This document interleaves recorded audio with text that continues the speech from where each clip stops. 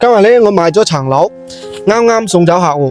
老實講，今日幫客戶咧傾到呢個價錢，發展商要賣嘅決心，連我都估唔到啊！今日咧係2月6號，距離春節咧又近一日。講下惠州樓市嘅真實情況啦。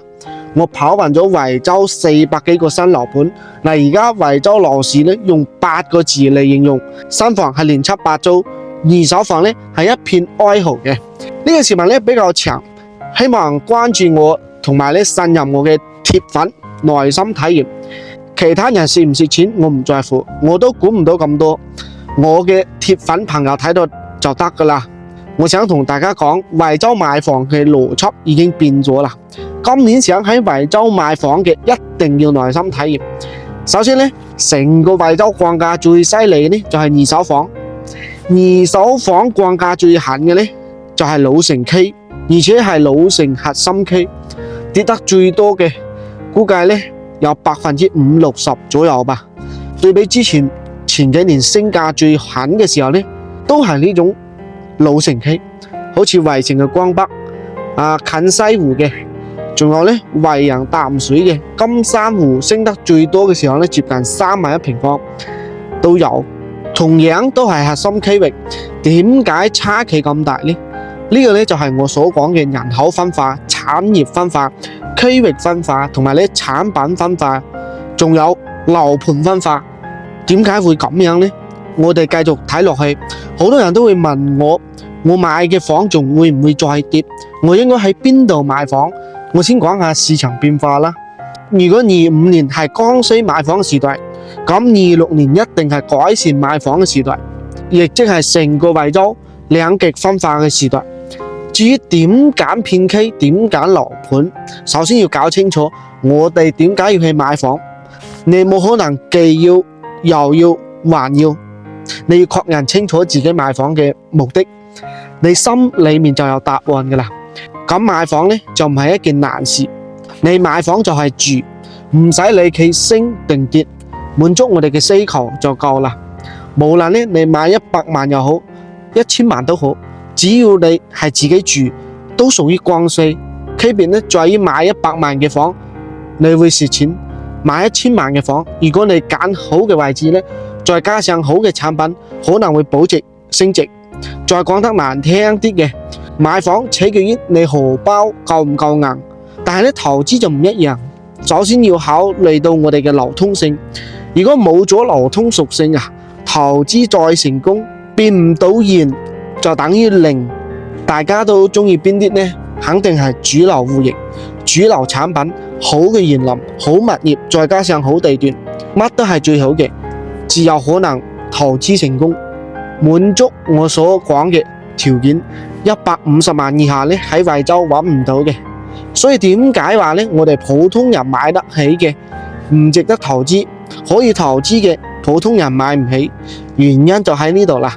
想要買到安全嘅房，無論你係自住定係投資，睇到呢度呢，如果你仲未劃走嘅話，我下面講嘅只係重點。我一共總結咗7點，每一點都非常重要，記得點讚收藏。買房嘅時候呢，攞出嚟睇，肯定係可以幫到你嘅。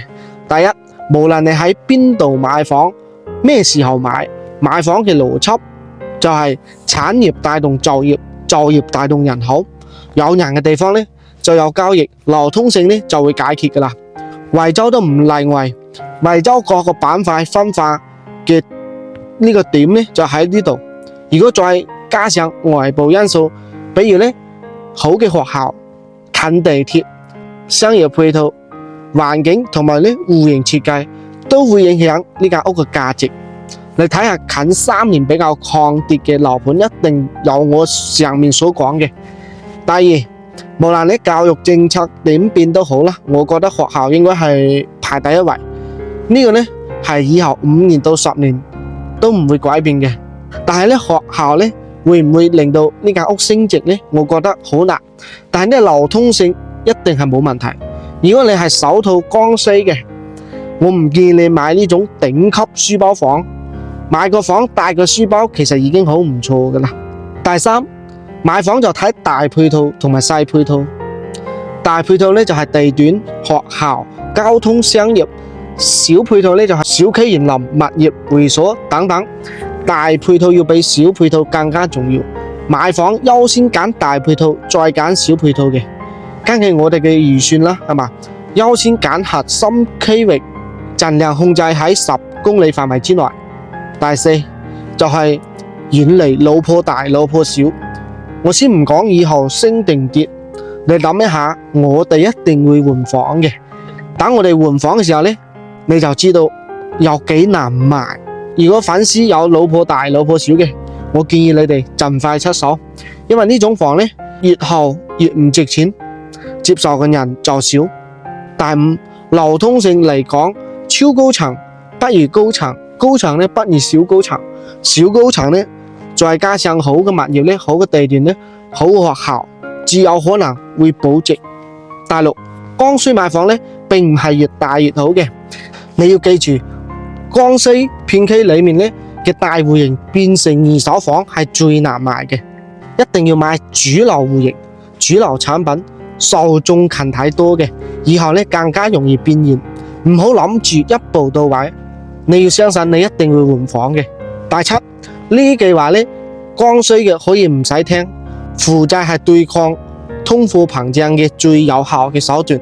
我哋有能力嘅話，唔好怕負債，喺你所能及嘅範圍內咧，能夠承受幾多就得幾多。而且咧，今年嘅利息真係好低嘅。但係咧，記住8個字：力所能及，天道酬勤。